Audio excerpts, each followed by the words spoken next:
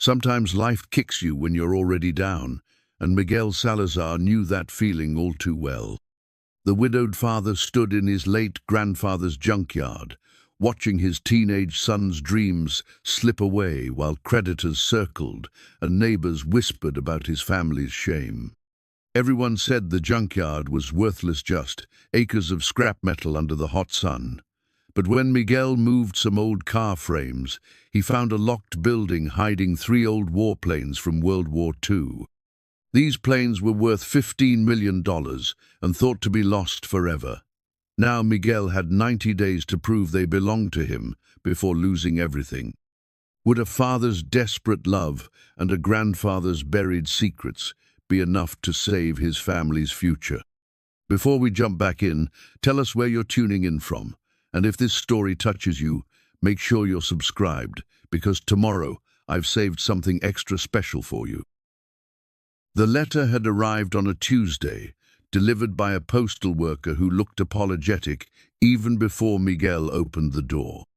Miguel Salazar wiped his grease-stained hands on a shop rag, leaving dark smears across the terry cloth as he accepted the certified envelope. The return address made his stomach clench. Hartwell, Associates, Attorneys at Law. Inside his cluttered auto repair shop, the smell of motor oil and brake fluid mixed with the lingering aroma of the morning's coffee. Miguel's hands trembled slightly as he tore open the envelope, though whether from the 3 cups of caffeine he'd already consumed or from dread, he couldn't say.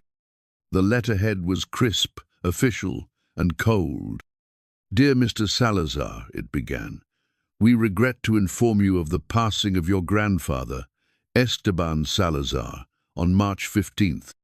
As per his last will and testament, you have inherited his property located at 847 Desert Ridge Road, consisting of approximately 47 acres and associated structures." Miguel sank into the cracked vinyl chair behind his desk. 47 acres of what? He hadn't spoken to his grandfather in over 15 years, not since the old man had refused to attend Carmen's funeral. The memory still stung his wife's casket being lowered into the ground while his grandfather remained stubbornly absent, nursing some ancient grievance that Miguel had never fully understood. The shop's bell chimed, and 17-year-old Mateo pushed through the door, his backpack slung over one shoulder and his dark hair falling across his eyes in that way that made him look exactly like Carmen had at that age. Miguel quickly folded the letter and shoved it into his desk drawer. "How was school?" Miguel asked, forcing his voice to sound normal.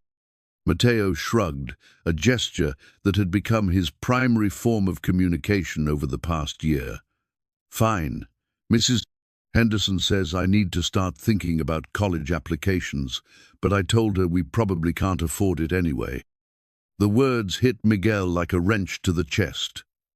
He watched his son disappear into the back room, where he kept his woodworking projects intricate model airplanes carved from balsa wood with a precision that amazed Miguel. The boy had inherited his mother's artistic hands and his grandfather's stubborn attention to detail, though Miguel had never told him about that last part.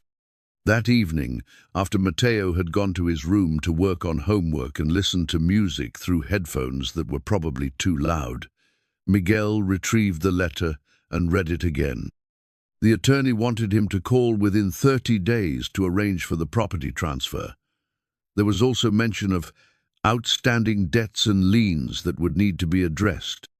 Miguel opened his laptop, the ancient machine wheezing to life like his grandfather's old pickup truck used to do on cold mornings. He searched for the address on satellite maps, zooming in on what appeared to be a sprawling collection of structures scattered across desert land about 2 hours south of Phoenix. Even from the aerial view, he could see the place was a junkyard row upon row of rusted vehicles, piles of scrap metal, and buildings that looked like they'd been assembled from whatever materials happened to be lying around. His phone buzzed with a text message from First National Bank. Payment overdue. Contact us immediately to avoid further collection. Action. Miguel closed the laptop and rubbed his temples. The shop wasn't generating enough income to keep up with the mortgage on their small house, let alone Mateo's college dreams. Every month brought new notices, new threats, new reminders that he was failing as a provider. Carmen would have known what to do. She'd always been better with money, better with planning, better with hope. The next morning, Miguel found Mateo in the kitchen, eating cereal while scrolling through his phone. Sunlight streamed through the window, illuminating the dust motes that danced in the air and highlighting the crack in the glass that Miguel kept meaning to fix. "I need to take a trip," Miguel said, pouring coffee into a mug that read, "World's Greatest Dad, a Father's Day gift from what felt like a lifetime ago. Want to come with me?" Mateo looked up, suspicious. "Where?" "To see some property your great-grandfather left us." "I didn't know I had a great-grandfather." Miguel sat down across from his son, noting how Mateo's shoulders had broadened over the past year, how his voice had deepened, how he was becoming a young man despite Miguel's feeling that he'd just learned to walk yesterday. "He was my grandfather, Esteban Salazar. We weren't close." "What kind of property?" Miguel hesitated. "A junkyard." Mateo's spoon clinked against his bowl. "Seriously, that's what he left us? A junkyard? It might be worth something. Land values, you know." Mateo snorted, a sound that reminded Miguel uncomfortably of his own teenage skepticism. "Right. So instead of inheriting money for college, I get a pile of junk in the desert. We don't know what's there until we look." They drove south on Interstate 17, the Phoenix skyline shrinking in the rearview mirror as desert landscape opened up around them. Saguaro cacti stood like sentries in the distance, their arms raised in permanent surrender to the relentless sun. Miguel had rolled down the windows instead of running the air conditioning, partly to save gas, and partly because he'd always found the desert air somehow cleansing, even when it was hot enough to melt asphalt. Mateo had his earbuds in and was staring out the passenger window, but Miguel caught him stealing glances at the scenery. The boy had inherited Carmen's love of wide-open spaces, though he'd never admit it. They turned off the highway onto a dirt road that wound through scrub brush and scattered boulders. A weathered sign announced Salazar Salvage in faded red letters, with smaller text below advertising auto parts, scrap metal, reasonable prices. Someone had spray-painted "closed" across the bottom of the sign in black letters. The gate was secured with a heavy chain and padlock, but Miguel found the key in an envelope the attorney had given him. The chain rattled against the metal posts as he unwound it, the sound echoing across the empty desert like a death knell for his hopes of finding anything valuable. The property stretched out before them acre after acre of automotive graveyard. Cars from every decade since the 1940s sat in rough rows, their paint faded to the color of rust and dust. Some were stacked 3 high, creating metal mountains that cast long shadows across the sandy ground. Pickup trucks, sedans, muscle cars, family haulers all slowly returning to the earth under the patient desert sun. "This is what he left us?" Mateo pulled out his earbuds, his voice filled with disgust. "Look at this place. It's like a car cemetery." Miguel walked between the rows, his boots crunching on broken glass and scattered metal fragments. Despite the apparent chaos, there was an organization to it: domestic cars in one section, imports in another, trucks along the back perimeter. His grandfather had been methodical, even in his hoarding. They found the main building, a corrugated steel structure that might have been white once, but now wore the patina of decades under the desert sun. Inside, The air was stifling and filled with the smell of old motor oil, rubber, and something else. Something that reminded Miguel of his grandfather's cologne, a scent he hadn't thought about in years. Workbenches lined the walls, covered with tools that looked older than Miguel himself. Hand-forged wrenches, precision measuring instruments, and strange devices he couldn't identify. Everything was covered in a fine layer of dust, but beneath it, the tools were clean and well-maintained. His grandfather might have been a pack rat, but he'd taken care of his equipment. "Look at this stuff," Mateo said, picking up a wooden-handled awl with a brass ferrule. "This is like museum-quality craftsmanship." Miguel watched his son examine the tool with the same careful attention he gave to his model airplanes. There was something in Mateo's expression-our recognition, maybe, of quality and purpose. They spent the rest of the afternoon exploring, finding buildings filled with sorted parts, organized by type and year.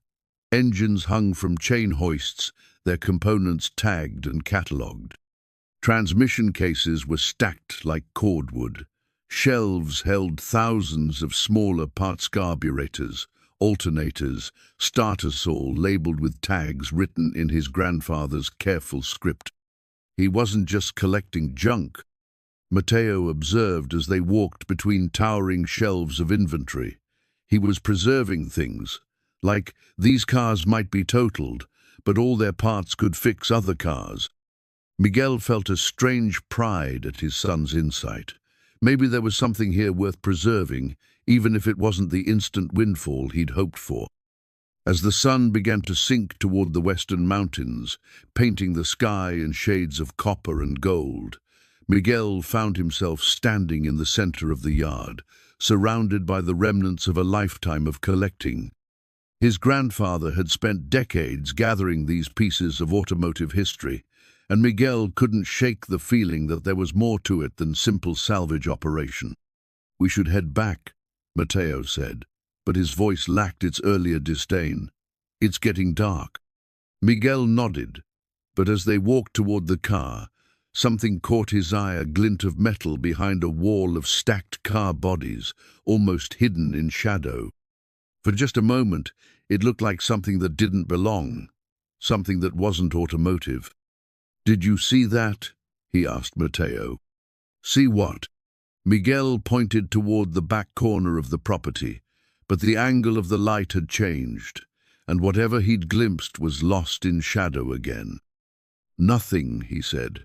"Just thought I saw something." But as they drove home through the gathering darkness, Miguel couldn't shake the image from his mind. Something large and metallic, hidden behind decades of accumulated vehicles. Something that didn't fit with the rest of his grandfather's carefully organized chaos. Something that might change everything. Miguel couldn't sleep that night. He kept thinking about the glint of metal he'd seen, or thought he'd seen, hidden behind the wall of rusted vehicles. By morning, he'd convinced himself it was probably just another car, maybe an old truck or trailer his grandfather had tucked away. But the image nagged at him like a splinter under the skin. "We're going back," he announced to Mateo over breakfast. His son looked up from his phone, raising an eyebrow. "To the junkyard? Why?" "I want to take another look around. Maybe there's something we missed." Mateo shrugged and went back to his phone, but Miguel caught him packing a water bottle and his camera before they left. Maybe the boy was more curious than he let on. The drive back seemed shorter in daylight, the desert landscape less mysterious and more welcoming under the morning sun. They arrived at the junkyard just as the temperature was beginning its daily climb toward unbearable, the metal gate already warm to the touch. This time, Miguel headed straight for the back corner where he'd seen the mysterious glint. The stacked cars formed a canyon of rust and faded paint, their windows long since shattered by desert storms and the patient work of time. Some had been stripped of useful parts, leaving skeletal frames that cast intricate shadows on the sandy ground. "What exactly are we looking for?" Matteo asked, following his father through the narrow passages between the automotive monuments. I'm not sure. Something that seemed out of place yesterday. They worked their way deeper into the maze, past cars from the 50s with their elaborate chrome bumpers and tail fins, through a section of 70s, muscle cars with their hoods propped open like hungry mouths. Miguel's grandfather had arranged them roughly by decade, creating an unintentional museum of American automotive design. Dad, look at this. Miguel turned to find Matteo standing beside a 1967 Mustang Fastback, its blue paint faded but still recognizable. The car was in better condition than most of the others, and someone had carefully covered the interior with a tarp.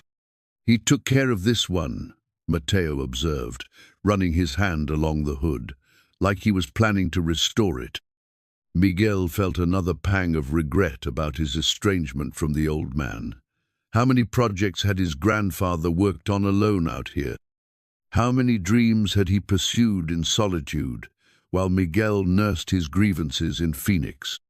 They continued deeper into the automotive graveyard, and that's when Miguel saw it again, a flash of something metallic and angular behind a particularly tall stack of car bodies.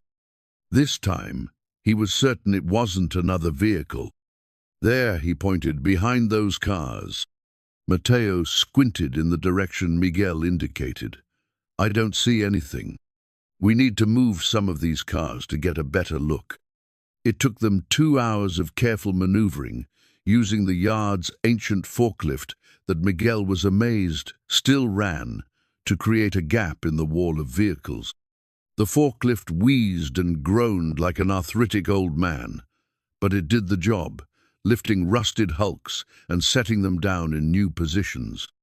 What they revealed took Miguel's breath away. Hidden behind the automotive barrier was a corrugated steel building he hadn't noticed on their first visit. It was larger than the main workshop, probably 60 feet long and 40 feet wide, with no windows and a pair of heavy steel doors secured with 3 separate padlocks. The building looked newer than the rest of the structures, its walls straight and solid despite decades under the desert sun. What do you think is in there? Matteo whispered, as if speaking too loudly might disturb whatever secrets the building held. Miguel approached the doors slowly, noting the quality of the locks. They were substantial, the kind used to protect valuable equipment. His grandfather hadn't been protecting junk behind these doors. He pulled out the ring of keys the attorney had given him, a collection of brass and steel that had grown warm in his pocket. Most were clearly for vehicles or standard doors, but 3 keys stood out heavier, more complex, with the kind of precision machining that suggested expensive locks. The first key fit the top padlock perfectly. It turned with a solid click that echoed off the metal walls. The second lock opened just as easily, and the third practically fell off its hasp, as if it had been waiting decades for this moment. Miguel's hands were shaking as he grasped the door handle. Behind him, Matteo had grown completely silent, the weight of anticipation settling over both of them like desert heat. The doors swung open with a groan of protesting hinges, and Miguel stepped into darkness that smelled of oil, canvas, and something else, something familiar but impossible to place. He fumbled along the wall until he found a light switch, and banks of fluorescent fixtures flickered to life overhead. What they illuminated made Miguel question his sanity. 3 aircraft sat in the hangar like sleeping giants, their forms draped in canvas covers that had kept the desert dust at bay for decades. Even covered, their shapes were unmistakably military. The angular wings, the aggressive stance, the purposeful lines that spoke of power and precision. "Holy," Matteo started, then caught himself. "Dad, are those airplanes?" Miguel moved like a man in a dream, approaching the nearest aircraft with the reverence usually reserved for churches or graveyards. The canvas covering was secured with ties that had been carefully knotted, the work of someone who intended to preserve what lay beneath. His fingers fumbled with the knots, years of working with rope and wire helping him despite his trembling hands. The canvas fell away to reveal something that belonged in a museum, not hidden in a desert junkyard. The aircraft was a fighter plane from World War II, its aluminum skin polished to mirror brightness despite its age. The cockpit canopy was intact, the propeller blades positioned with mechanical precision. Along the fuselage, faded but still visible, were the numbers 44, 83,887, and below that, in smaller letters, Betty's dream. "This is impossible," Miguel whispered. "These things don't just exist in private collections." Mateo had pulled the cover off the second aircraft, revealing another wartime fighter with twin engines and an unusual twin fuselage design that Miguel had never seen before. This one bore the markings 44,65,168 and the name Desert Fox, painted in flowing script below the cockpit. The third plane was different, sleeker, more modern-looking despite its obvious age. When they removed its cover, they found an aircraft painted in navy blue with white stars, its single engine cowling gleaming like jewelry under the fluorescent lights. Miguel walked around the planes in stunned silence, noting details that spoke of careful preservation. The tires were properly inflated, the control surfaces moved freely when touched, and everything was clean and well maintained. Someone had been caring for these aircraft long after the war had ended. "Dad," Mateo's voice was barely a whisper, "do you know what these are?" Miguel shook his head, but even as he did, memories began surfacing, stories his grandfather had told when Miguel was very young, before the arguments and estrangement had driven them apart. Stories about the war, about planes and pilots, about things that couldn't be spoken of outside the family. "I think," Miguel said slowly, "your great-grandfather had more secrets than we ever imagined." On a workbench along the far wall, he found a manila folder thick with papers. Inside were maintenance logs, fuel consumption records, and correspondence with military surplus dealers that dated back to 1946. The papers were yellowed with age, but perfectly preserved, as if his grandfather had known that someday someone would need to understand what he'd done and why. At the bottom of the folder was a letter written in his grandfather's careful script, addressed simply to "My family." Miguel's hands shook as he unfolded it. "These birds came home from the war broken in spirit, if not in body," the letter began. "The government wanted to melt them down for scrap, but I couldn't let that happen. Every rivet, every wire, every piece of aluminum skin represents the courage of young men who gave everything for their country. I saved them not for profit, but for memory. If you're reading this, I hope you'll understand that some things are worth more than money. They're worth preserving for the generations who will never know the sound of freedom flying overhead." Miguel looked up at the three aircraft, seeing them now not as valuable antiques, but as monuments to sacrifice and courage. His grandfather hadn't been hoarding junk, he'd been preserving history. "We need to find out exactly what we have here," he said to Mateo, who was photographing every detail with his phone. "And we need to figure out what to do with them." As they locked the hangar and prepared to leave, Miguel felt the weight of responsibility settling on his shoulders. These weren't just airplanes, they were a legacy, a trust that had been passed down to him whether he deserved it or not. And somewhere in the back of his mind, a small voice was whispering that 3 preserved World War II fighters might just be worth enough money to change his and Mateo's lives forever. Miguel spent that evening hunched over his laptop, squinting at the screen while Mateo worked on homework at the kitchen table.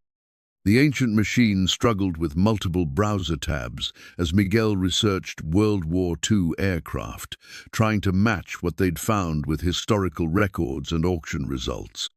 "The twin-engine one looks like a P-82 twin Mustang," he said, reading from a vintage aircraft website.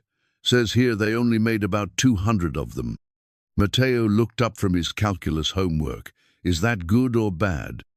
"For rarity, very good. For finding parts or maintenance information, probably very bad." Miguel clicked through dozens of aircraft identification pages, comparing photos to the images Mateo had taken on his phone. The single-engine fighter was clearly a P-51 Mustang, one of the most famous fighters of the war. The navy blue plane was harder to identify. Its lines were similar to other World War II fighters, but something about its configuration seemed unique. "Here," Miguel said, finding a page about experimental aircraft. "I think the blue one might be some kind of prototype. Look at this engine cowling design. It's different from anything else I've seen." By midnight, Miguel had filled a notebook with aircraft serial numbers, specifications, and production numbers. What he'd learned both excited and terrified him. If the planes were authentic, and everything suggested they were, they represented a collection worth potentially millions of dollars. The next morning, Miguel called in sick to the shop and drove to the Phoenix Public Library. The reference librarian, a woman with gray hair and infinite patience, helped him access aviation databases and historical archives that weren't available online. "You're researching some very rare aircraft," she observed, pulling up procurement records from the National Archives. "May I ask why?" Miguel hesitated, then decided honesty might serve him better than evasion. "I inherited some planes from my grandfather. I'm trying to figure out what they are and what they might be worth." The librarian's eyebrows rose. "Inherited airplanes? That's certainly unusual. What types are we talking about?" Miguel showed her Mateo's photos, and her expression grew increasingly serious as she examined each image. "Mr. Salazar," she said quietly, "if these are authentic, you've inherited some of the rarest aircraft in existence. This P-82 twin Mustang, there are maybe 5 flying examples left in the world. And this prototype," she pointed to the blue plane, "I'm not sure I've ever seen anything exactly like it." She helped him identify the mystery aircraft, an experimental F-7F Tigercat variant that had been modified for carrier operations but never entered production. According to the records, only 3 had been built, and all were thought to have been scrapped after the war. "You need to speak with someone who specializes in Warbird authentication," the librarian advised. "These aircraft, if genuine, represent significant historical artifacts. They belong in museums, in the hands of very serious collectors." Miguel left the library with a stack of photocopied articles and a growing sense that he was in over his head. The planes weren't just valuable, they were historically significant. And that meant people would be very interested in acquiring them. His phone was ringing when he got back to the car. The caller ID showed a number he didn't recognize. "Mr. Salazar? This is Richard Hartwell, your grandfather's attorney. I hope you had a chance to visit the property." "Yes, we went out there yesterday." "Good, good. I wanted to let you know that I've had several inquiries about the land. There's a development company very interested in making an offer." Miguel's grip tightened on the phone. "What kind of development company?" "Desert Vista Resorts. They're looking to build a luxury golf and spa resort in that area. The location is perfect for their needs, remote but accessible with those beautiful mountain views." "What kind of offer are we talking about?" "They're prepared to move quickly. Cash sale, above market value for undeveloped desert land. I have the preliminary paperwork here, if you'd like to review it." Miguel thought about the hangar hidden behind stacks of cars, about 3 irreplaceable aircraft that no one else knew existed. I need some time to think about it. Of course, but I should mention that they'd like to move forward soon. Development projects like this require extensive planning, and they want to break ground before summer. After hanging up, Miguel sat in his car outside the library, watching people come and go while his mind raced. The smart thing would be to sell the land to the developers. Quick, clean, profitable enough money to pay off his debts and maybe even start a college fund for Mateo. But every time he closed his eyes, he saw those 3 aircraft sitting in their hidden hangar, preserved by his grandfather's dedication and devotion. How could he destroy that legacy for a golf resort? That evening, he called the number the librarian had given him for Tom Bradley, a retired Air Force mechanic who'd become an expert in Warbird authentication. "Salazar," Bradley said when Miguel explained the situation. "Your grandfather was Esteban Salazar. You knew him?" "Knew of him. He was legendary in the vintage aircraft community, always showing up at swap meets, looking for specific parts, always willing to pay top dollar for authentic pieces. We all wondered what he was working on, but he never said." Miguel felt a strange pride hearing his grandfather described with respect and admiration. "Would you be willing to look at what he left behind?" "Son, if Esteban Salazar preserved 3 warbirds for 60 years, you can bet there's something special. When can we meet?" They arranged to meet at the junkyard the following Saturday. Miguel spent the rest of the week trying to act normal, going through the motions at his shop while his thoughts remained focused on the hidden hangar and its contents. On Friday afternoon, a black SUV pulled up outside his shop. 2 men in expensive suits got out, and Miguel's instincts immediately put him on alert. They didn't look like customers. "Mr. Salazar," the older man extended his hand. "I'm James Morrison, from Desert Vista Resorts. I believe our attorney spoke with you about your grandfather's property." Miguel wiped his hands on a shop rag before shaking. "I'm still considering my options." Of course. These things take time. I was hoping I might be able to visit the property myself, just to get a better sense of the development potential." "I don't think that's necessary right now." Morrison's smile never wavered, but something cold flickered behind his eyes. "Mr. Salazar, I understand you might have sentimental attachment to the property. But let's be practical, it's a junkyard in the middle of nowhere. What possible use could you have for 47 acres of scrap metal?" Miguel met his gaze steadily. "Like I said, I'm still considering my options." After the men left, Miguel couldn't shake the feeling that Morrison's visit had been more about intimidation than negotiation. The man had seemed too eager, too insistent for someone making a routine business inquiry.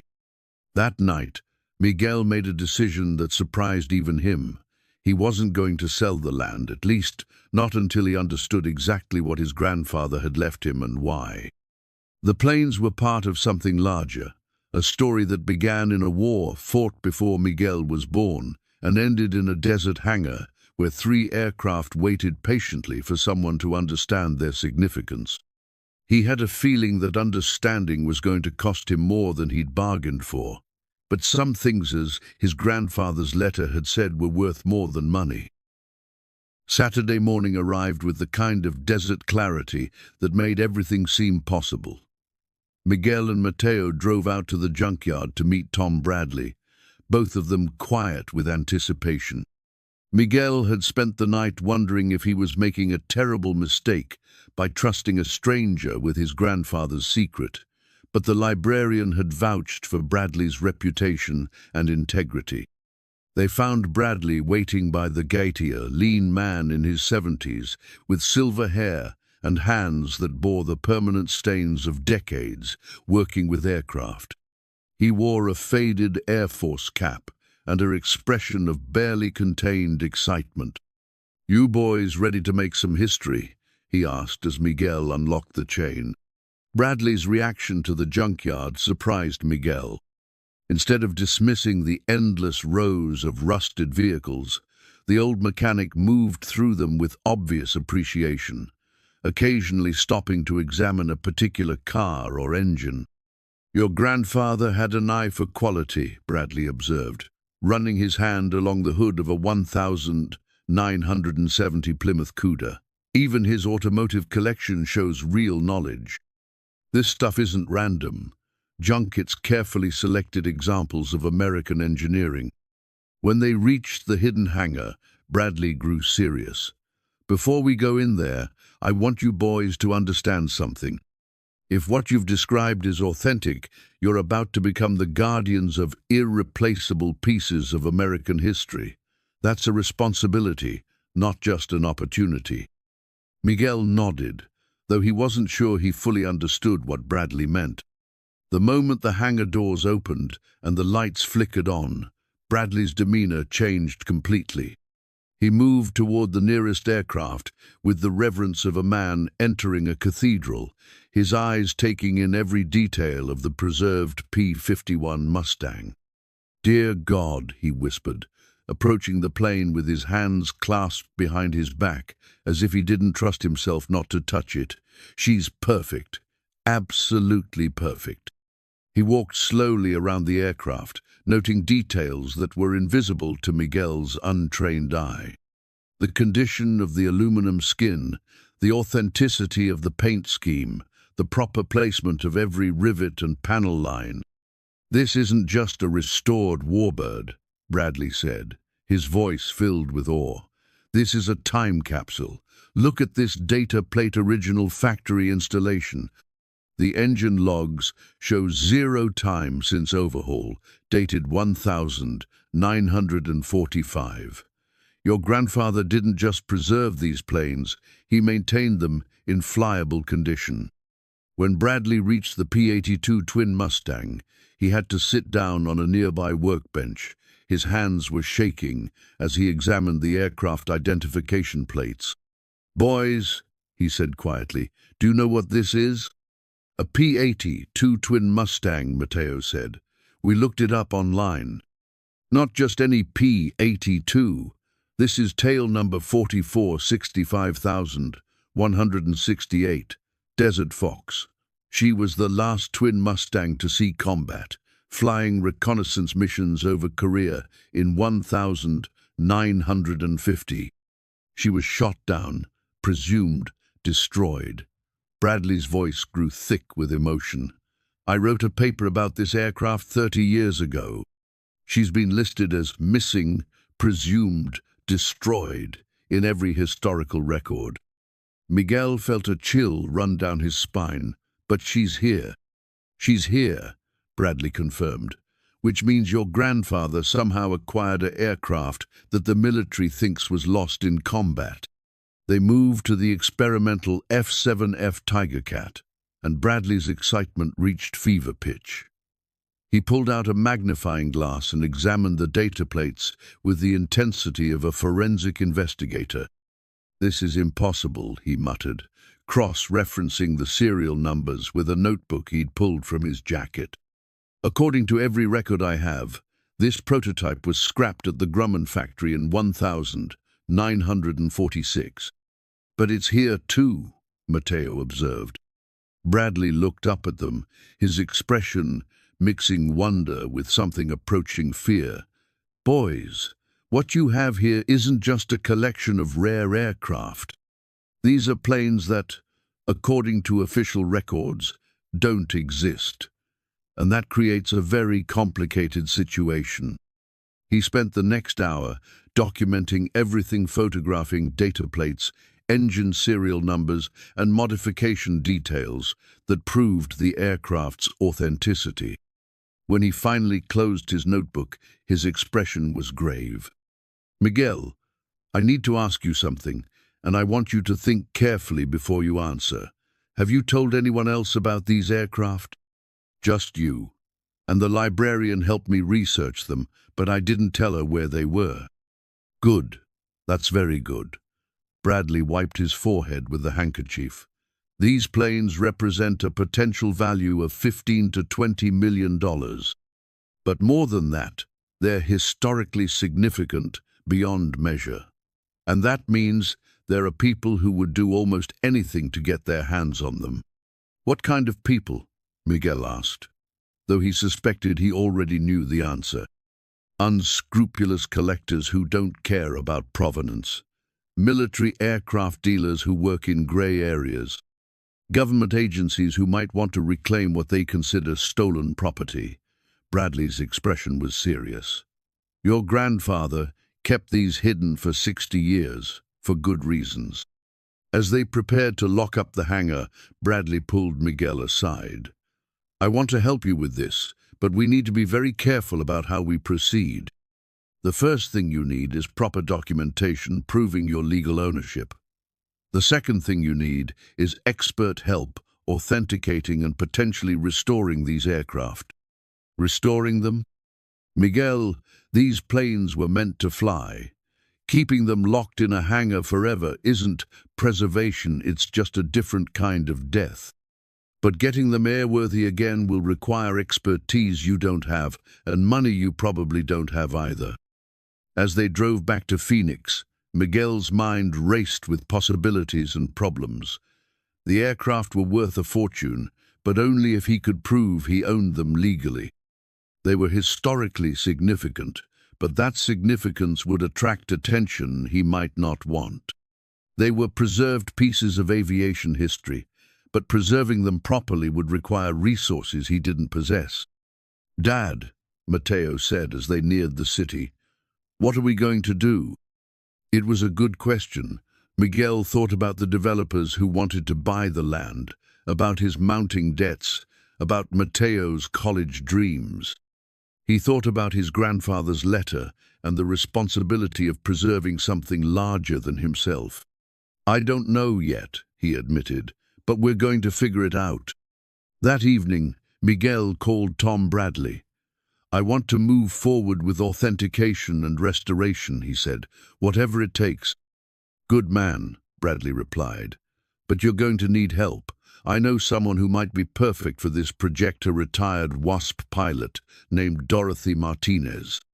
She actually flew aircraft like these during the war. And if we're going to do this right, you'll need someone who understands the historical documentation process. Like who? I'm thinking of a graduate student I know at Arizona State. Brilliant girl, writing her dissertation on World War II aviation archaeology. Her name is Nora Chen, and she's exactly the kind of person your grandfather would have trusted with his secret. Miguel made notes as Bradley gave him contact information. 3 aircraft, 3 experts, and 90 days until his grandfather's debts came due. It seemed impossible, but looking at Mateo's excited expression, Miguel realized impossible had suddenly become necessary. Make the calls, Miguel said. Let's see if we can bring these birds back to life. Dorothy Martinez arrived at the junkyard on a Tuesday morning that promised to be scorching by afternoon. Miguel watched through the chain-link fence as a restored 1965 Ford pickup truck navigated the dirt road, its turquoise paint gleaming in the early sunlight. The woman who climbed out of the driver's seat moved with the purposeful economy of someone who'd spent decades around dangerous machinery. She was small and wiry, probably in her mid-80s, with silver hair pulled back in a practical ponytail and eyes that seemed to take in everything at once. She wore work boots, jeans with creases sharp enough to cut glass, and a leather jacket that had clearly seen decades of use. You must be Miguel, she said, extending a hand with a grip that could crack walnuts. Tom Bradley tells me you've got some birds that need attention. Yes, Mom. I appreciate you driving out here. Dorothy looked around the junkyard with obvious approval. Reminds me of the aircraft boneyard at Davis, Monthon. Your grandfather knew how to organize things properly. She paused, studying Miguel's face. You look like him, you know. Same stubborn jawline. You knew my grandfather? Esteban Salazar? Hell yes, I knew him. We had some dealings over the year, she'd call me when he needed specific parts or technical information. Never told me what he was working on, but I always suspected it was something special. Her eyes gleamed with curiosity. Tom says you found his project. Miguel led her through the maze of stacked cars toward the hidden hangar, with Mateo trailing behind carrying a cooler of water and sandwiches. The desert heat was already building, and Miguel could see heat waves shimmering off the metal surfaces around them.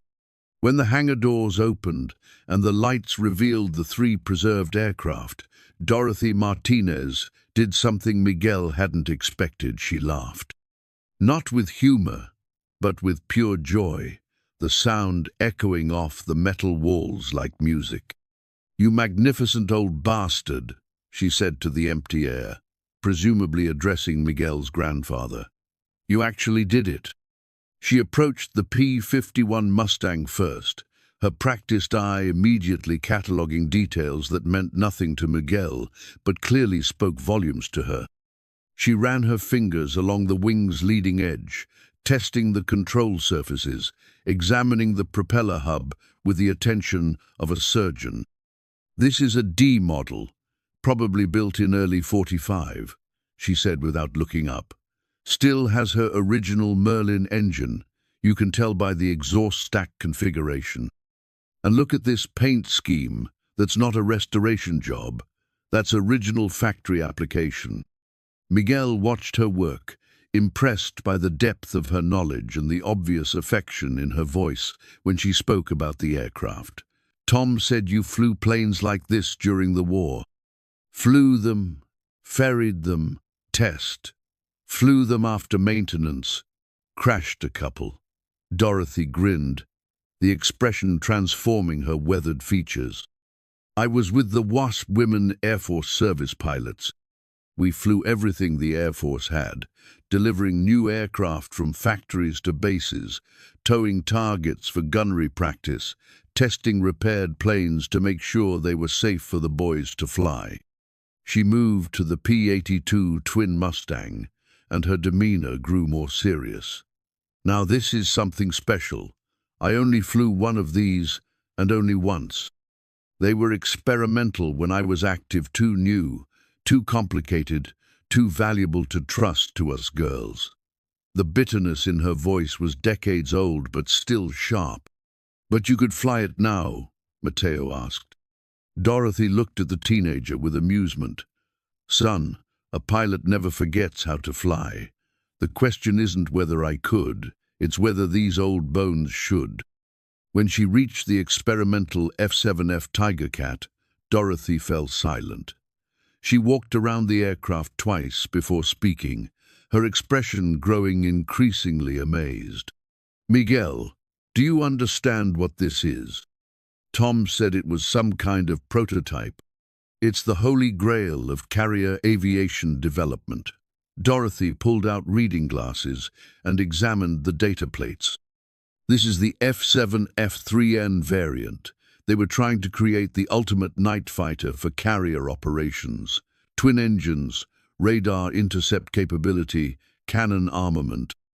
Only 3 were ever built." She opened a folder she'd brought with her, revealing pages of handwritten notes and photocopied technical documents. "I've been researching your grandfather's activities since Tom called me. Esteban wasn't just a collector, he was connected to people inside the military who shared his passion for preserving aviation history." Miguel felt pieces of a puzzle beginning to come together. "What kind of people?" "Test pilots, mechanics, even some officers who believed these aircraft were too important to scrap. After the war, there was enormous pressure to destroy experimental aircraft to prevent the technology from falling into enemy hands. Your grandfather seems to have been part of an informal network that rescued the most significant examples." Dorothy showed Miguel her research files, which contained correspondence between his grandfather and various military personnel dating from 1946 to 1980. The letters spoke in coded language about preservation projects and historical documentation, but the meaning was clear. Esteban Salazar had been systematically saving aircraft that would otherwise have been destroyed. "The question," Dorothy said, closing the folder, "is what we do with them now." "We want to restore them," Mateo said before Miguel could answer. "Make them flyable again." Dorothy smiled at the boy's enthusiasm. "That's a noble goal, but it's not simple. Each of these aircraft will require hundreds of hours of work and thousands of dollars in parts and materials. And that's assuming we can find qualified people to do the work." "What would you need?" Miguel asked. Dorothy pulled out a notebook and began making lists. "For starters, complete engine overhauls. These Merlins haven't run in decades. Reseal, gasket, and fluid line will need to be replaced. The hydraulic systems will need rebuilding. All the rubber components, tires, hoses, seals will have degraded beyond use." She continued documenting requirements: avionics updates to meet modern flight safety standards, structural inspections to ensure airworthiness, propeller overhauls, fuel system rehabilitation. The list grew longer with each aircraft they examined. "Conservatively," Dorothy said, adding up rough estimates, "you're looking at $300,000 minimum to get all 3 aircraft airworthy. And that assumes we can find the parts and expertise we need." Miguel felt his hopes deflating. Even if the aircraft were worth millions, he didn't have hundreds of thousands to invest in restoration. "But," Dorothy continued, "there might be another way." She explained that the vintage aircraft community was small and passionate, with collectors and enthusiasts willing to invest in significant restoration projects in exchange for partnership arrangements. Museums and educational institutions sometimes provided funding for historically important aircraft in return for display rights or educational access. "And there are grants available for projects that preserve military aviation history," she added. "Your grandfather's documentation could make these aircraft eligible for funding from veterans organizations and historical societies." As they prepared to leave the hangar, Dorothy turned to Miguel with an expression that mixed challenge with encouragement. "This isn't going to be easy, and it's not going to be cheap. But if you're serious about honoring your grandfather's legacy, I'll help you. These aircraft deserve to fly again." Miguel looked at the 3 preserved warbirds, thinking about his grandfather's decades of solitary dedication, about Mateo's excitement, about the responsibility of preserving something larger than himself. "When do we start?" he asked. Dorothy grinned. "How about tomorrow? And Miguel, we're going to need help. Tom mentioned a graduate student who might be perfect for this project. Someone who understands both the historical significance and the documentation requirements." "Nora Chen? That's the one. If she's half as good as Tom says, she'll be invaluable for proving the authenticity and historical importance of these aircraft." Dorothy gathered her papers and headed for the door. "Call her tonight. Tell her Dorothy Martinez vouches for the project's legitimacy. That should get her attention." As Miguel locked the hangar, he felt the weight of commitment settling on his shoulders. He was no longer just the inheritor of his grandfather's secret, was becoming the guardian of a legacy that stretched back to a war fought before he was born and forward to generations who would learn about courage through the roar of restored engines. Miguel stared at his grandfather's war journal until the words blurred together on the yellowed pages. He'd found it hidden behind a loose panel in the hangar's workbench, wrapped in oiled cloth and preserved as carefully as the aircraft themselves. The leather-bound book contained entries dating from 1944 to 1946, written in his grandfather's careful script, documenting not just maintenance work, but emotional reflections on the war and the men who flew these machines. March 15, 1945. One entry read, "Lost Charlie Morrison today over Berlin. His P-51 Betty's Dream came back without him. Engine damage, bullet holes in the wings, but she brought herself home. How do you scrap a plane that tried so hard to save her pilot? How do you melt down courage?" Miguel felt a chill reading his grandfather's words. The P-51 in the hangar bore the name Betty's Dream on its fuselage, the same aircraft mentioned in this decades-old journal entry. Nora Chen had arrived that morning with enthusiasm that reminded Miguel of Mateo's excitement, but tempered with academic rigor that impressed even Dorothy. The graduate student was in her late 20s, with dark hair usually pulled back in a practical ponytail and hands that moved expressively when she explained historical concepts. She'd driven out from Tempe in a Honda Civic, loaded with research materials, cameras, and laptop computers. "This is extraordinary," Nora said, photographing pages from the journal, primary source documentation of aircraft preservation efforts immediately following the war. "This could fundamentally change how we understand post-conflict military surplus disposal." She'd spent the previous week researching the legal framework surrounding Miguel's inheritance, working with university lawyers to ensure that any restoration project would comply with federal regulations governing historic aircraft. Her preliminary findings were encouraging. Esteban Salazar had acquired the aircraft through legitimate military surplus channels, with documentation that established clear legal ownership. "Your grandfather was meticulous about paperwork," Nora explained, showing Miguel folders of correspondence and purchase receipts. "Every transaction is documented, every modification logged, every maintenance action recorded. This level of documentation is unprecedented for civilian-owned warbirds." Miguel continued reading the journal while Nora worked. Each entry revealed more about his grandfather's motivation for preserving the aircraft. The journal wasn't just a maintenance log, it was a memorial to fallen pilots, a testament to the bond between airmen and their machines. June 8, 1945, another entry read, "The war in Europe is over, but they're still scrapping everything. Saw them cutting up a B-17 yesterday, Memphis Belle type, veteran of 30 missions over Germany. The crew chief was crying as they fed her into the smelter. Said she'd brought his boys home every time, and this was how America thanked her." Dorothy found Miguel sitting on the hangar floor, the journal open in his lap. "Heavy reading?" she asked, settling down beside him with the careful movements of someone whose joints had accumulated decades of hard use. "I never understood him," Miguel said quietly. "When I was growing up, he seemed so distant, so focused on this place, that I thought he cared more about junk than family. But reading this, he wasn't collecting scrap metal.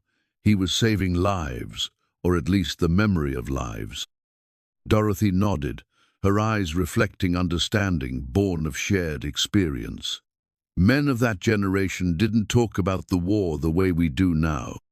They couldn't explain why seeing a P-51 scrapped felt like watching a comrade die again. So they just did what they thought was right and hoped someday someone would understand. Mateo emerged from underneath the experimental Tiger Cat, where he'd been helping Nora document the aircraft's unique modifications. His face was streaked with dust and oil, but his eyes were bright with excitement. "Dad, you need to see this," he said, holding up a small metal plate. Nora found it bolted inside the cockpit. It's like a dedication plaque.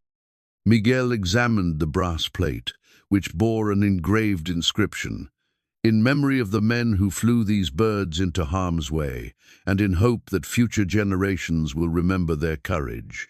E. Salazar, 1946. "He wasn't just preserving aircraft," Nora said, her voice filled with admiration. He was creating a memorial. Each of these planes represents specific pilots who were killed in action. The documentation shows he researched the combat history of every aircraft he acquired, learning the names and stories of the men who flew them. As the day progressed, the team made remarkable discoveries. Hidden compartments in the hangar contained additional documentation, letters from pilots' families thanking Esteban for preserving their loved ones' aircraft, correspondence with other collectors working to save historically significant planes, and detailed plans for eventually creating a memorial museum. "This changes everything," Dorothy said, examining blueprints for a proposed aviation museum that Esteban had drawn up in the 1960s. "Your grandfather didn't see this as a private collection. He saw it as the foundation for something larger." Miguel felt the weight of responsibility growing heavier with each revelation. His grandfather had spent 40 years not just preserving aircraft, but documenting their stories, honoring their pilots, and planning for their eventual public display. The hidden hangar wasn't just storage, it was a shrine to sacrifice and heroism. "We can't just restore these planes," Miguel said, looking around at his unlikely team. "We have to honor what he was trying to do." Nora's research had revealed another crucial detail. The experimental Tiger Cat was the only surviving example of its type, making it not just valuable, but historically irreplaceable. Museums around the world would pay enormous sums for the opportunity to display such a rare aircraft. "But there's a problem," Nora said, showing Miguel correspondence she'd discovered. "Word is getting out about the discovery. I've received 3 calls this week from aircraft brokers asking about rare warbirds in Arizona. Someone is spreading information about what you've found." Dorothy's expression grew serious. "The vintage aircraft community is small. News travels fast, and not everyone in the business operates ethically. If the wrong people learn about these planes..." She was interrupted by the sound of vehicles approaching the junkyard. Through the hangar's small windows, Miguel could see 2 black SUVs parking near the gate. "Expecting company?" Dorothy asked. Miguel shook his head, but he recognized one of the vehicles. "That's the developer who wants to buy the land." They watched as James Morrison and 3 other men got out of the SUVs. Even from a distance, Miguel could see that these weren't development consultants. They moved with the purposeful confidence of people accustomed to getting what they wanted through intimidation. "They're not here about real estate," Dorothy observed grimly. "Not with that kind of backup." Miguel felt his stomach tighten as the implications became clear. Someone had told Morrison about the aircraft, and the developer's interest in the land had nothing to do with building a resort. He wanted the planes. "We need to get out of here," Nora said, already packing her research materials. "If they find us in here with the aircraft..." "No," Miguel said firmly. "This is my property, and these are my grandfather's planes. I'm not running." Dorothy studied the approaching men through the window. "Miguel, those aren't businessmen coming to negotiate. They're here to take what they want, and they probably don't care much about legal niceties." As the men approached the hangar, Miguel made a decision that surprised even him. He wasn't going to let anyone intimidate him into abandoning his grandfather's legacy. But he also wasn't stupid enough to face 4 hostile strangers without backup. "Mateo, call Tom Bradley," he said quietly. "Tell him we need help now." "Dorothy, is there another way out of here?" "There's a back door that leads to the workshop," she replied. "But Miguel, I'm not leaving these planes undefended," Miguel said, his grandfather's stubbornness asserting itself across generations. "But I'm also not letting my son get hurt because of my decisions." Outside, the men had reached the hangar doors. Miguel could hear Morrison's voice, no longer friendly and persuasive, but cold and demanding. "Mr. Salazar, we know you're in there. We need to talk." The pounding on the hangar doors echoed through the metal building like gunshots. Miguel's heart hammered as he realized Morrison and his men weren't going to wait for an invitation. Through the small window, he could see them examining the heavy padlocks that secured the entrance. "Back door now," Dorothy whispered urgently, but Miguel held up his hand. "Wait," he said, pulling out his phone. "I want to record this." "Miguel, this isn't the time for evidence gathering," Nora protested. But he was already activating his phone's video camera. The sound of metal on metal filled the air as Morrison's men began working on the locks with what sounded like bolt cutters. Miguel positioned himself where he could film through the window while staying out of sight. "Mr. Salazar," Morrison called out, his voice carrying the authority of someone accustomed to being obeyed. "I know you're in there. We found the aircraft registration numbers in your grandfather's files. We need to discuss ownership issues." Miguel's blood ran cold. Aircraft registration numbers. His grandfather's files. How had Morrison gotten access to private documents?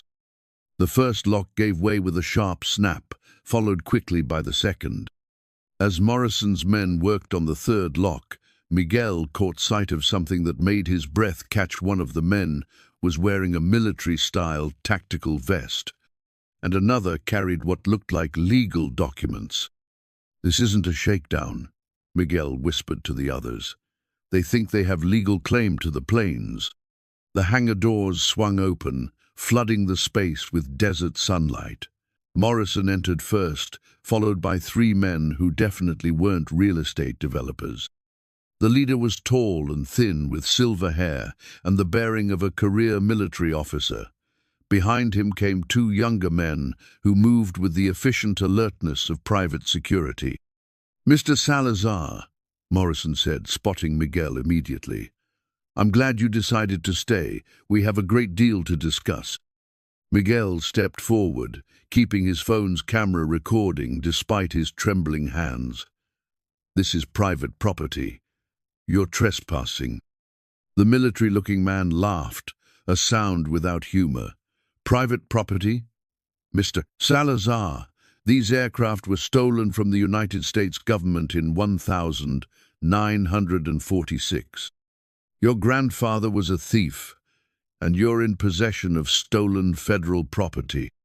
"That's a lie," Miguel said, but even as he spoke, doubt crept into his voice. His grandfather's journal had mentioned acquiring aircraft through unofficial channels. The man pulled out a folder thick with official-looking documents. "I'm Colonel William Foster, retired Air Force. I've spent 30 years tracking down aircraft that went missing from military surplus operations after World War II. Your grandfather's P-82 twin Mustang was reported as destroyed in transit to a scrapyard in 1946, but it never arrived for demolition." Foster approached the twin Mustang, running his hand along its wing with the familiarity of ownership. "Serial number 44,65,168. Desert Fox." She was supposed to be cut up for aluminum ingots, but Sergeant Esteban Salazar filed false transportation reports and diverted her here instead.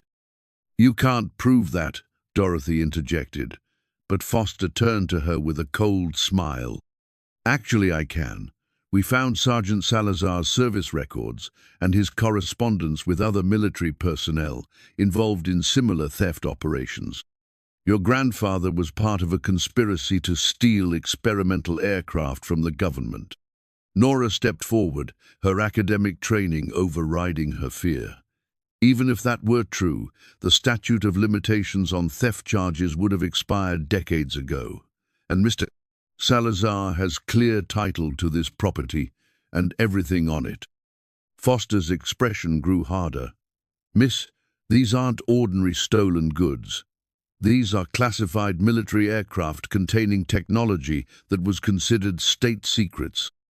There is no statute of limitations on espionage-related theft." Miguel felt the ground shifting beneath his feet. Everything he'd believed about his grandfather's noble preservation efforts was being reframed as criminal activity. But something about Foster's story didn't ring true. If these planes are so classified and valuable, Miguel said, why hasn't the government been looking for them for 60 years?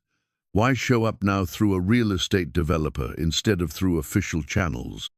Foster and Morrison exchanged a glance that lasted just a moment too long. In that brief look, Miguel saw something that gave him hope, uncertainty, maybe even deception. The government has been searching, Foster said, but his voice lacked conviction. These aircraft represent millions of dollars in taxpayer investment. They belong in military museums, not hidden in private collections. Mateo, who had been silent throughout the confrontation, suddenly spoke up. If you're really working for the government, where are your badges? Where's your warrant? Foster's jaw tightened. This is a preliminary investigation. We're here to assess the situation and determine the best course of action. Which is why, Morrison added smoothly, we're prepared to offer a reasonable settlement. Mr.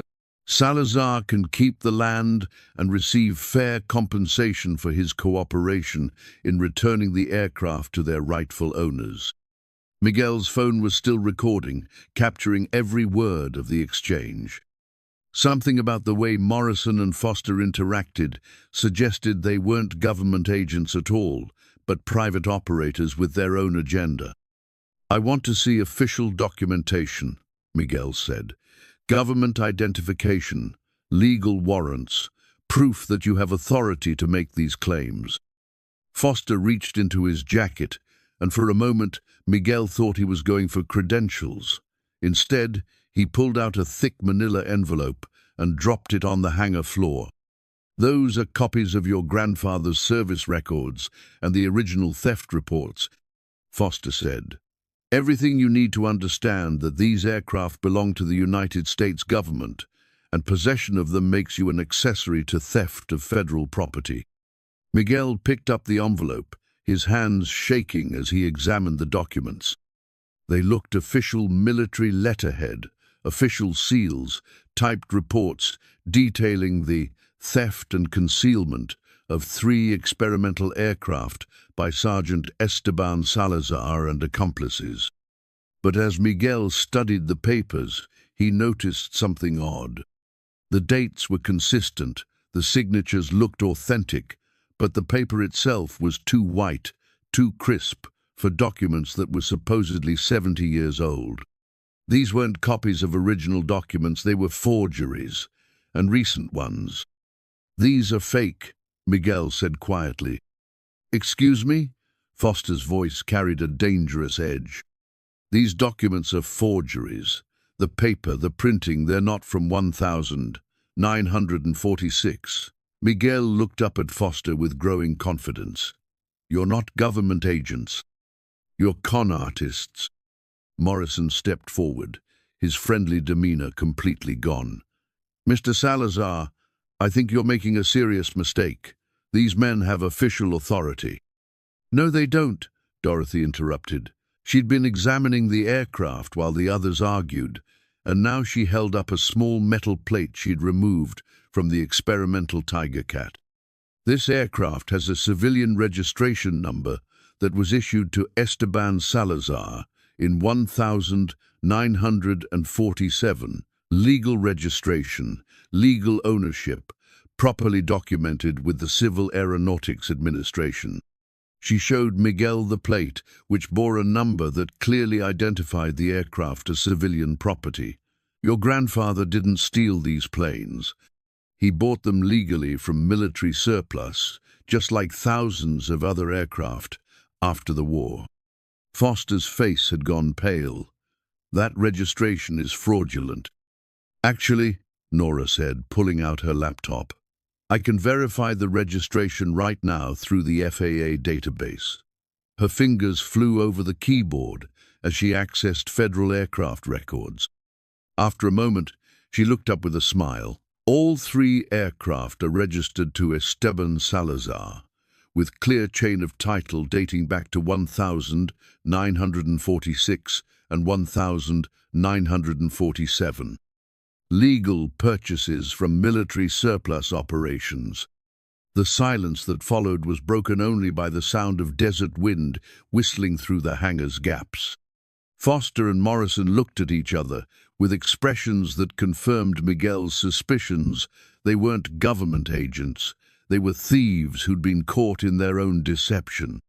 "I think," Miguel said, still holding his recording phone, "you gentlemen need to leave my property now." Foster's military bearing cracked, revealing something uglier underneath. "This isn't over, Salazar. Those aircraft are worth $15 million. People will kill for less than that." "Is that a threat?" Miguel asked, making sure his phone's microphone picked up every word. Morrison grabbed Foster's arm. "We should go. We can discuss this through proper legal channels." As the four men headed for the hangar doors, Foster turned back one last time. "You have no idea what you're dealing with, Salazar. Those planes have attracted attention from people much more dangerous than us." After they left, Miguel, Dorothy, Nora, and Mateo stood in stunned silence. Finally, Dorothy spoke.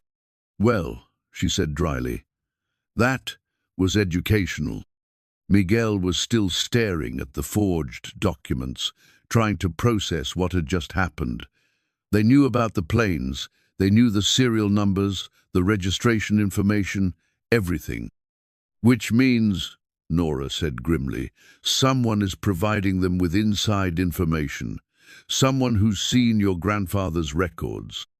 Miguel thought about the attorney who'd handled the estate, the librarian who'd helped with research, the various experts they'd consulted.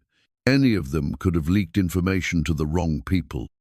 "We need to move fast," Dorothy said. "If con artists like Foster know about these planes, it won't be long before more serious criminals find out. And next time, they might not bother with fake documentation." Miguel looked at the three preserved aircraft, understanding for the first time that his grandfather's secret was no longer secret. The hidden hangar had been discovered, the aircraft's existence was known to dangerous people, and his family was now a target. But his grandfather's ownership documents were real, the aircraft were legally his, and Miguel was determined not to let anyone steal his family's legacy through intimidation or fraud. "We're going to restore these planes," he said firmly, "and we're going to do it fast, before anyone else tries to take them away from us." The workshop hummed with activity as dawn broke over the desert.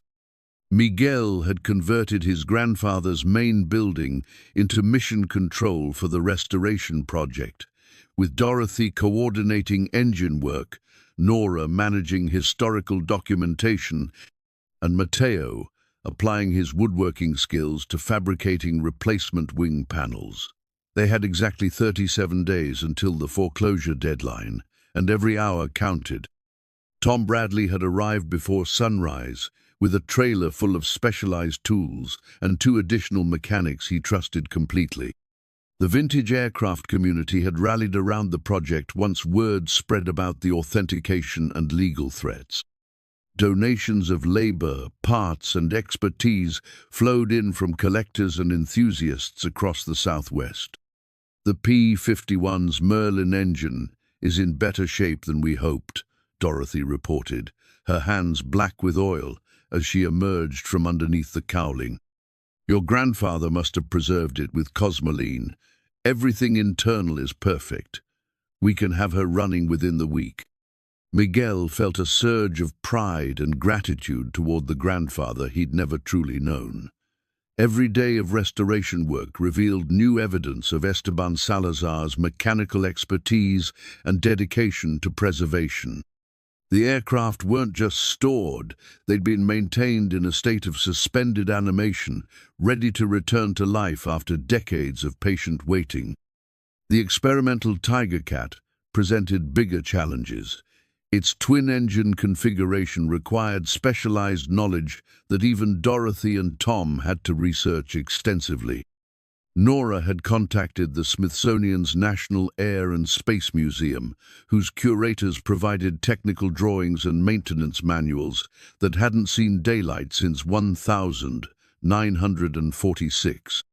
This aircraft represents a crucial development in carrier aviation. Nora explained to a documentary crew that had arrived to film the restoration.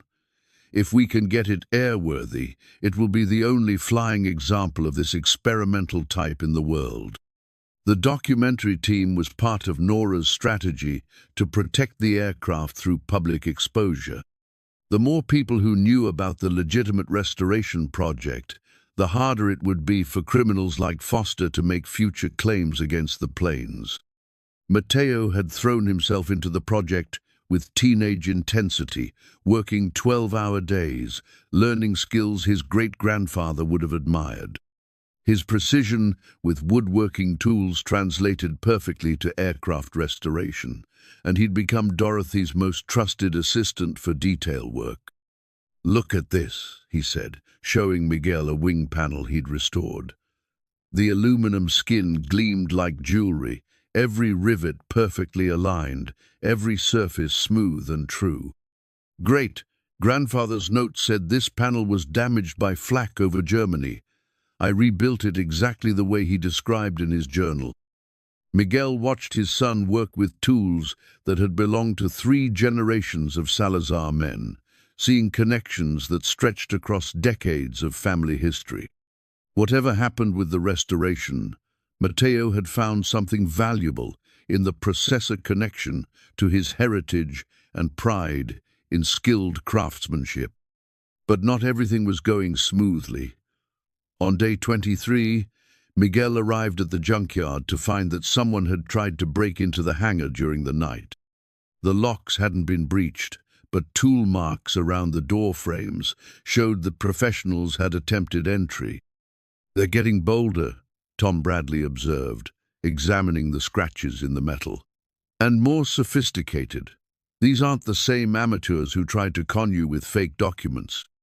Miguel had installed security cameras after Foster's visit, but whoever had attempted the break-in had avoided the camera angles with precision that suggested surveillance and planning. The message was clear: someone was watching the restoration project and waiting for an opportunity. "We need to accelerate the timeline," Dorothy said during their daily planning meeting. "If we can get at least one aircraft flying and documented publicly, it becomes much harder for anyone to claim ownership or steal them quietly." The team focused their efforts on the P-51 Mustang, Betty's dream, which was closest to airworthy condition. Working in shifts around the clock, they rebuilt the engine, restored the hydraulic systems, and updated the avionics to meet modern safety requirements while preserving the aircraft's historical authenticity. Miguel's auto repair shop had become secondary to the restoration project. He'd turned away routine customers and delegated basic repairs to Matteo, who balanced high school with increasing responsibilities in both businesses. The financial pressure was enormous parts, and materials for the restoration were expensive, and Miguel's regular income had virtually disappeared. "We could sell one of the aircraft to fund restoration of the other 2. Nora suggested during a particularly difficult week when money ran short.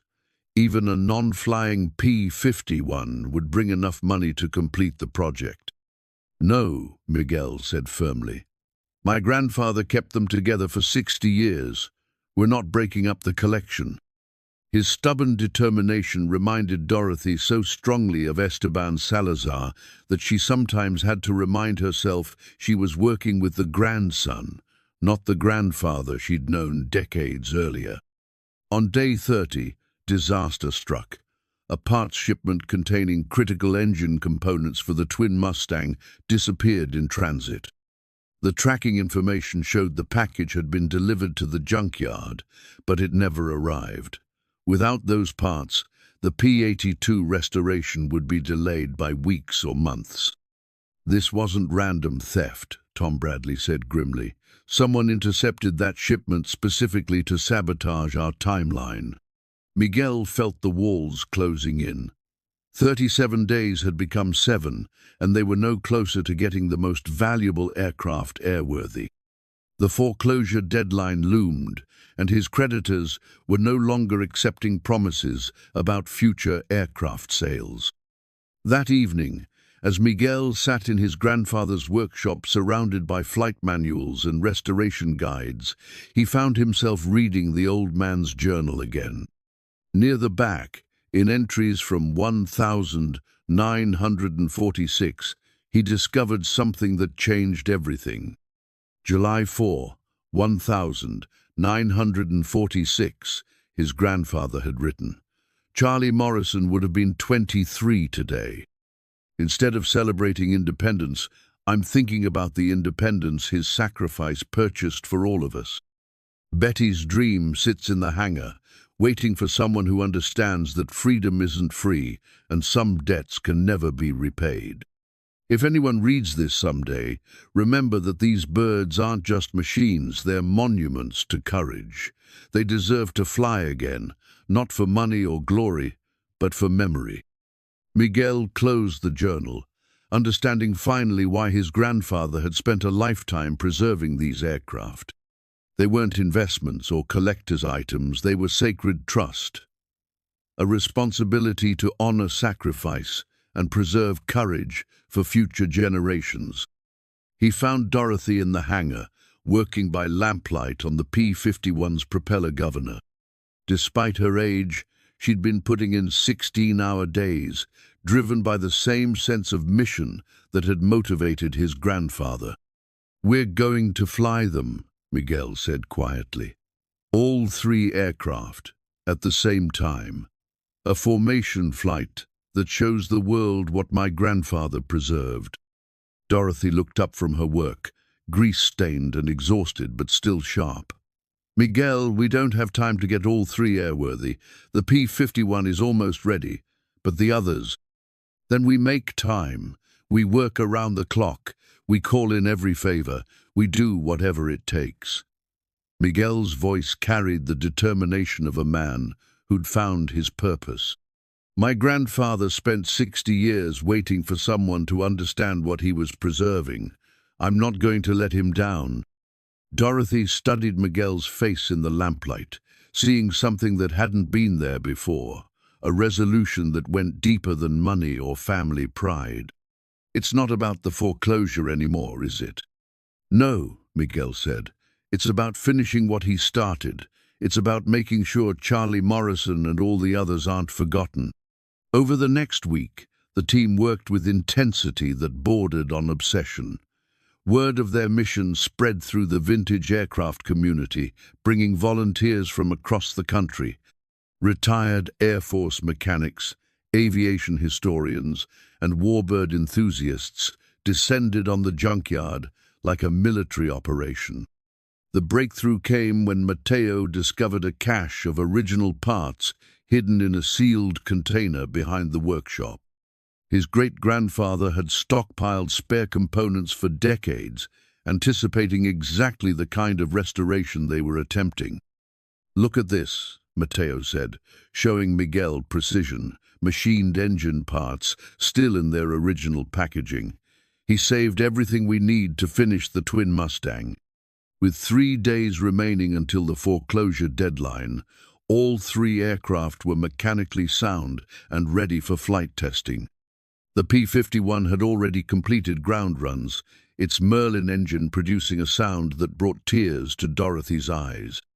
The twin Mustang was scheduled for engine start the next morning, and the experimental Tiger Cat waited its turn for resurrection.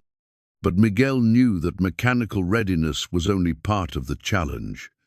The real test would come when 3 aircraft that had been silent for 60 years took to the sky together, carrying with them the dreams and sacrifices of a generation that had saved the world and then quietly returned to ordinary lives. As the sun set on day 34, Miguel stood in the hangar, surrounded by the fruits of collective dedication and love. Tomorrow would bring the first test flights, and then, if everything went according to planar formation flight, that would honor his grandfather's vision and Charlie Morrison's sacrifice. The aircraft gleamed under the work lights, no longer museum pieces but living machines, ready to reclaim their place in the sky. Miguel felt his grandfather's presence in the hangar, not as a ghost, but as a continuation, a legacy that connected past courage to present determination and future memory. 3 days to save not just the junkyard, but the dreams of men who had flown these same aircraft into history. Dawn broke over the desert with a kind of crystalline clarity that made every detail sharp and present. Miguel stood on the improvised runway they'd cleared through the junkyard, watching the sun paint the mountains in shades of copper and gold. Behind him, 3 restored aircraft sat ready for their first flights in over 60 years, their polished aluminum skin reflecting the morning light like mirrors. The media had arrived before sunrise, reporters from aviation magazines, local television crews, and documentary filmmakers who understood they were witnessing something extraordinary. Word of the restoration project had spread through social media and aviation forums, drawing spectators from across the Southwest. Cars lined the dirt road leading to the junkyard, their occupants setting up cameras and folding chairs in the desert scrub. Dorothy emerged from the P-51's cockpit wearing a flight suit that looked like it might have seen service during the actual war. At 83, she moved with the careful precision of age, but her eyes held the bright alertness of a pilot ready to fly. "Betty's dream is ready," she announced, pulling off her flight helmet to reveal hair that had been carefully pinned up in a style reminiscent of the 1940s. "Fuel is topped off, engine temperatures are perfect, and all systems are go." Miguel felt his throat tighten with emotion. Seeing Dorothy in the cockpit of his grandfather's P-51 created a connection that spanned generations, a living link between the young woman who had ferried fighters during the war and the preserved aircraft that had waited decades for this moment. Tom Bradley completed his final inspection of the twin Mustang, running his hands along the propeller blades with the reverence of a man touching history. "Both engines are running smooth as silk," he reported. "Your grandfather maintained these birds like they were going to fly tomorrow." The experimental Tiger Cat presented the greatest challenge. No pilot alive had experience with its unique characteristics, forcing them to rely on original test pilot reports and engineering specifications. A retired Navy test pilot named Jack Morisono, relation to the Charlie Morrison mentioned in the grandfather's journal, had volunteered to make the first flight based on his experience with similar experimental aircraft. "She's an unknown quantity," Morrison admitted, adjusting his parachute harness. "But the engineering is sound, and if she was safe enough for test pilots in 1946, she's safe enough for this old fool in 2024. Nora moved between the aircraft with cameras and recording equipment, documenting every detail of the historic moment. Her dissertation had evolved into something much larger, a comprehensive study of post-war aircraft preservation that would redefine how historians understood civilian contributions to aviation heritage. "This is unprecedented," she said, photographing Dorothy's pre-flight inspection. 3 experimental or rare aircraft, preserved in flyable condition for 60 years by a single individual. Your grandfather created the most significant private aviation museum in American history." Mateo stood beside his father, wearing one of his great-grandfather's original flight helmets that Dorothy had found in the workshop. The leather was cracked with age, but the boy wore it with pride that made Miguel's chest swell with emotion. "Are you ready for this?" Miguel asked his son. "I've been ready my whole life," Mateo replied, though he'd only learned about the aircraft 6 weeks earlier. I just didn't know it until now. The first engine start sent a sound across the desert that hadn't been heard in decades. The P-51's Merlin engine coughed once, twice, then settled into the distinctive roar that had once filled the skies over Europe and the Pacific. Spectators applauded spontaneously, understanding they were hearing something extraordinary. Dorothy advanced the throttles carefully, feeling the aircraft's response after 60 years of silence. The propeller bit into the thin desert air, and Betty's Dream began to move forward under her own power for the first time since 1946. Control. This is Betty's Dream requesting permission to taxi, Dorothy radioed, using call signs they'd established with the local flight control tower.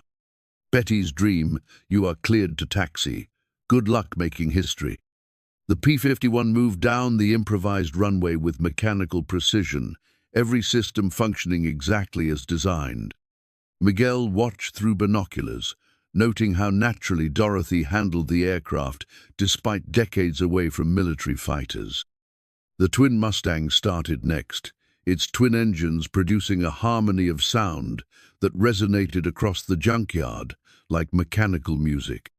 Tom Bradley's years of restoration work showed in every smooth operation, hydraulics responding instantly, control surfaces moving with perfect precision, engines running with the reliability of Swiss watches.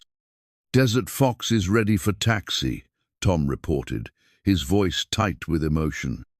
Finally, the experimental Tiger Cat roared to life. Its distinctive engine note was different from the others, deeper, more aggressive, with an undertone that spoke of experimental power and untested capabilities. Jack Morrison's decades of test pilot experience showed in his careful, methodical approach to the unfamiliar aircraft. Experimental 7 is systems go, Morrison reported, all parameters normal, ready for taxi and takeoff. Miguel stood at the edge of the runway, watching 3 pieces of aviation history prepare for resurrection. Around him, hundreds of spectators held their breath, understanding they were about to witness something that connected them directly to the courage and sacrifice of World War II aviators. The morning air was perfect for flying, calm, cool and clear, with visibility that stretched to the mountains 50 miles away. If his grandfather's spirit was watching, Miguel thought, he couldn't have asked for better conditions for the flight he'd dreamed about for 60 years. This is it, Dorothy's voice crackled over the radio. Formation flight of a lifetime, 60 years in the making. Let's take these birds home. The P-51 lifted off the desert runway like a bird remembering how to fly. Dorothy's touch on the controls was sure and gentle, feeling the aircraft respond to her commands with the precision its builders had designed into every rivet and wire.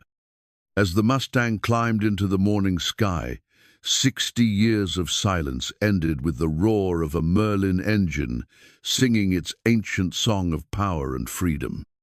Betty's Dream is airborne. Dorothy's voice carried pure joy across the radio frequency. All systems nominal, climbing to pattern altitude. Miguel watched through his grandfather's binoculars as the P-51 banked gracefully above the junkyard, its polished aluminum skin catching the sunlight like a silver arrow. The sight brought tears to his eyes, not just for the mechanical achievement, but for the vindication of his grandfather's faith that someday these aircraft would return to their natural element. The twin Mustang followed 2 minutes later, Tom Bradley's steady hand guiding the unique fighter off the runway with the confidence of a pilot who understood the aircraft's quirks and capabilities. The twin fuselage design looked strange against the desert sky, but its flight characteristics were smooth and predictable. Desert Fox is airborne and climbing, Tom reported. She flies like a dream. Your grandfather knew what he was preserving. Finally, Jack Morrison lined up the experimental Tiger Cat for takeoff. The prototype fighter had never been intended for mass production, and no pilot alive had experience with its specific handling characteristics.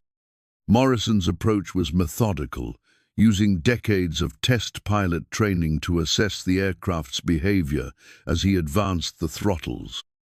The Tiger Cat accelerated down the runway with surprising authority, its twin engines producing enough power to lift the heavy fighter off the ground with authority.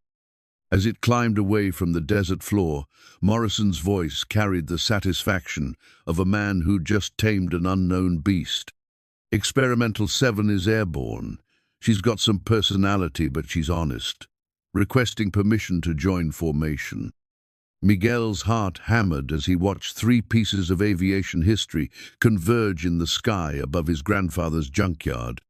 The formation they achieved wasn't the precise military spacing of wartime operations, but something more appropriate for their civilian resurrection, a loose, graceful arrangement that showcased each aircraft's individual character while honoring their shared heritage. Nora stood beside Miguel, filming the historic moment while tears streamed down her face. "Your grandfather would be so proud," she whispered. "Look what he made possible." The 3 aircraft flew a wide circle around the junkyard and surrounding desert, their engines harmonizing in a chord that hadn't been heard since the 1940s. Spectators on the ground applauded and cheered, but Miguel barely heard them. His attention was fixed on the sky, where his family's legacy soared on aluminum wings that his grandfather had lovingly preserved for this exact moment. "Formation Salazar, this is Phoenix approach." The air traffic controller's voice carried professional respect. "You have priority handling for your historic flight. Recommend heading 270 for best photographic opportunities over Camelback Mountain." The 3 aircraft turned west toward Phoenix, flying low enough for ground observers to appreciate their details, but high enough to clear the desert mountains safely. Dorothy led the formation with the confidence of a pilot who'd flown these same routes 8 decades earlier, when she'd ferried military aircraft from factories to bases across the Southwest. As they approached Camelback Mountain, the formation tightened slightly, creating the kind of photographic opportunity that would grace aviation magazines for decades. The experimental Tiger Cat flew slightly high and to the right, its unique configuration clearly visible. The twin Mustang held position on the left, its twin fuselages creating an unmistakable silhouette. And leading them all, Betty's Dream flew with the grace of an aircraft that had been born to rule the sky. Miguel watched through binoculars as the formation passed over suburban Phoenix, knowing that thousands of people below were looking up at aircraft most of them had never seen outside of museums. The sight connected the present to a time when such formations had been common, when young men had flown similar aircraft into combat and changed the course of history. "This is what he wanted," Miguel said aloud, thinking of his grandfather's journal entries and decades of patient preservation. Not just to save the aircraft, but to let them fulfill their purpose. The formation flight continued for 45 minutes, covering the valley from Scottsdale to Glendale before turning back toward the junkyard. Each pilot reported perfect mechanical performance, engines running smoothly, all systems functioning normally, fuel consumption within expected parameters. As they approached for landing, Dorothy's voice carried deep satisfaction. "Formation Salazar requesting permission to land. Mission accomplished." "Formation Salazar, you are cleared to land. Welcome home." The 3 aircraft landed in the same order they'd taken off, each pilot greasing their touchdown on the improvised desert runway with the skill of professionals honoring irreplaceable machines. As the engines wound down to silence, the crowd of spectators erupted in sustained applause that echoed off the surrounding mountains. Miguel ran toward the aircraft as the pilots shut down their engines, his heart full of gratitude and pride.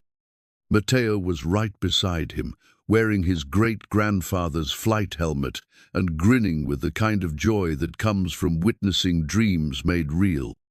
Dorothy climbed out of the P-51's cockpit with the careful movements of age, but her face glowed with the satisfaction of a pilot who'd just completed the flight of a lifetime. She pulled off her helmet, revealing hair that had come loose from its careful pinning, and looked at Miguel with eyes that sparkled with achievement. "Your grandfather's birds have remembered how to fly," she said simply, "and they are magnificent." 6 months later, Miguel stood in the same spot where he'd first watched his grandfather's aircraft take flight, but the junkyard had been transformed. What had once been chaotic rows of rusted vehicles was now the Salazar Aviation Heritage Museum, with carefully maintained exhibits showcasing the evolution of American aviation technology from the 1940s through the present day. The 3 restored Warbirds occupied positions of honor in a new climate-controlled hangar that preserved them while allowing public access. Visitors could walk around the aircraft, read about their histories, and listen to audio recordings of Dorothy Martinez describing what it felt like to ferry such fighters during World War II. "We had 4,700 visitors last month," Nora reported, consulting the tablet computer that managed the museum's operations. Her dissertation had become the foundation for the museum's historical interpretation, and she'd accepted a permanent position as chief curator after completing her doctorate. Miguel nodded, but his attention was focused on a group of elementary school children who were listening with rapt attention as Mateo explained the mechanical principles that made the P-51's Merlin engine so effective. His son had become one of the museum's most popular volunteer guides, combining technical knowledge with the enthusiasm of someone who'd helped restore the aircraft with his own hands. The successful formation flight had attracted national attention, bringing aviation enthusiasts, military historians, and potential investors from across the country. Museum professionals had offered partnership arrangements that provided funding for ongoing preservation while ensuring public access to the aircraft. The Smithsonian had partnered with them to create traveling exhibits that would share the restoration story with audiences nationwide.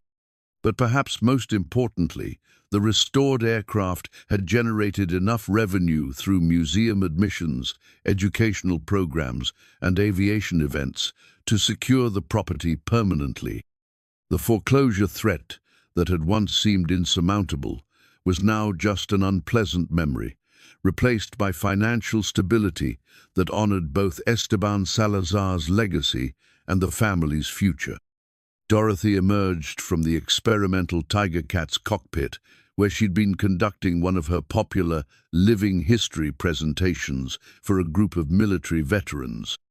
At 84, she showed no signs of slowing down, maintaining all 3 aircraft in airworthy condition and flying demonstration flights for special events.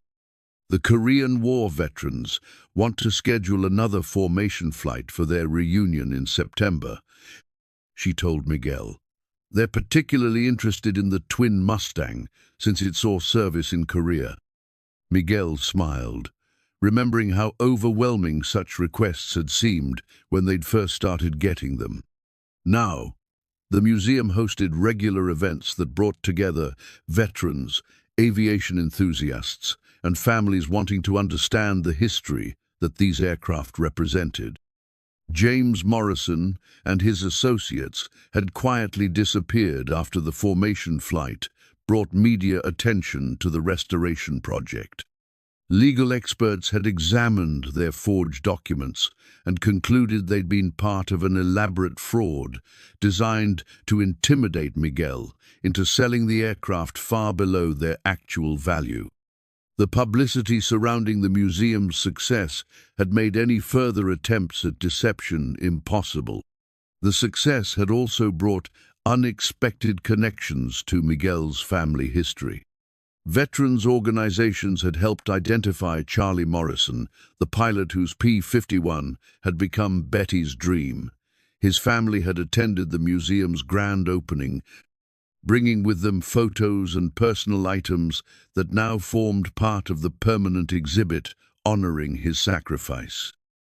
"Your grandfather saved more than just aircraft," Charlie Morrison's nephew had told Miguel during the dedication ceremony. "He saved the memory of men who gave everything for their country." Charlie would be proud to know his plane is still inspiring young people to understand the cost of freedom. Miguel walked through the museum's exhibits, noting details that connected past sacrifice to present opportunity. A section dedicated to the women Air Force Service pilots featured Dorothy's personal memorabilia, alongside technical displays about the aircraft she'd flown. Another exhibit explored the post-war aircraft surplus program that had made his grandfather's preservation efforts possible. But the heart of the museum remained the 3 flying aircraft and the story of their resurrection. Visitors could read Esteban Salazar's journal entries, examine the tools he'd used for preservation, and understand the decades of patience that had made the restoration possible. Mateo had thrived in the museum environment, discovering aptitudes for both mechanical work and public speaking that surprised even Miguel. The teenager who'd once complained about inheriting a pile of junk now spoke passionately about preserving aviation heritage for future generations. "I've been thinking about college programs in aviation technology," Mateo told his father as they locked up the museum for the evening. "Maybe aerospace engineering, with a focus on historic preservation." Miguel felt a familiar pride watching his son plan a future that honored both education and family tradition. The boy wore one of his great-grandfather's original work shirts, modified to fit his teenage frame, and carried himself with confidence that came from meaningful work and purpose. Nora joined them for the evening walkthrough, checking security systems and ensuring the aircraft were properly secured for the night. Her relationship with Miguel had developed slowly and naturally, built on shared commitment to the museum's mission and mutual respect for the legacy they were preserving. "The commemorative Air Force wants to include our aircraft in the national tour, celebrating the 80th anniversary of Day," she told them. "It would mean flying the formation to air shows across the country, sharing the story with audiences who might never visit Arizona." Miguel considered the proposal, thinking about his grandfather's vision of preserving these aircraft for education and inspiration. The tour would expose thousands of people to the story of civilian aviation preservation, possibly inspiring others to save historic aircraft in their own communities. As they prepared to leave, Miguel took one last look at the 3 aircraft that had transformed his family's life. In the soft light of the hangar's security lamps, they seemed ready to fly again at a moment's notice, living machines rather than static museum pieces. His grandfather's letter was displayed in a place of honor near the entrance, its words having taken on deeper meaning through the restoration process. "Some things are worth more than money they're worth preserving, for the generations who will never know the sound of freedom flying overhead." Miguel had learned that the sound of freedom wasn't just about aircraft engines or military history. It was about having the courage to honor the past while building something meaningful for the future. It was about understanding that the greatest treasures aren't always made of gold or silver, but of memory, purpose, and the unbreakable bonds between generations. Walking out into the desert evening, Miguel could hear the distant sound of a commercial airliner passing overhead, its lights blinking against the stars. Somewhere up there, Passengers were traveling to destinations his grandfather could never have imagined, carried aloft by technology that traced its lineage back to the aircraft preserved in the hangar behind him. The circle was complete, but the story would continue as long as there were people willing to remember that freedom, like the aircraft that defended it, required careful preservation and constant dedication to keep it flying.